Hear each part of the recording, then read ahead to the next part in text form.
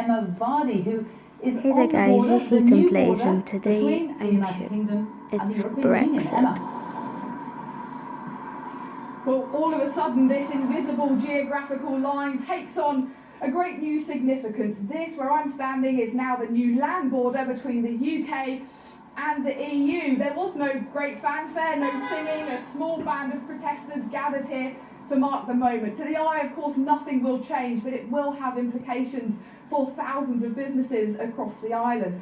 Now, keeping this border open was always such a difficult part of those Brexit negotiations. In the end, a resolution was found through a controversial compromise, which effectively moves this border to the Irish Sea. It leaves Northern Ireland in a bit of a halfway house in future, abiding by EU single market rules, but staying part of the new UK's global trading arrangements. And of course, don't forget, it was always so important to people to keep this border open, because having an open Irish border has been a fundamental part of the peace process in Northern Ireland after decades of conflict. It has been achieved, but people are still far from happy. A majority of people in Northern Ireland voted to remain. And a greater united Europe. No. No. No. We will give the British people a referendum. A look back through the archive and how it came to this, the characters and the casualties of half a century of in and now out of Europe. Join me for that in just a couple of minutes.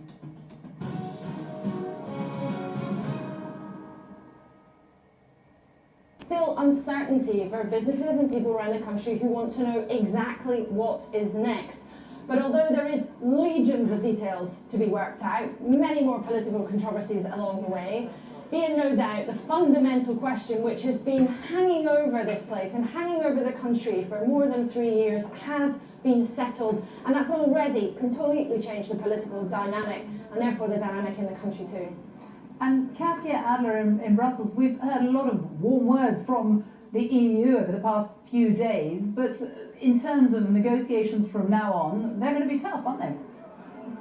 Well, absolutely. You do have to wonder, Sophie, when the warm words might turn into gritted teeth. We did hear, even today, from the President of the European Parliament, David Sassoli. He said, you know, the EU will always see the UK kind of as a brother, but we know that when it comes to family feuds, they can be the most bitter of all. We've already heard government ministers saying, why is the EU already talking about imposing conditions on us, the UK, to get a free trade agreement that it didn't do with Japan, for example, or with Canada? But you see, Japan and Canada don't share the same kind of intimate history or geography that the UK does with the EU. The EU looks at the UK and thinks overnight this could become a huge competitor on our doorstep. So when the EU looks at this post-Brexit UK now and says, you know, we love you, but we're not going to do any favours at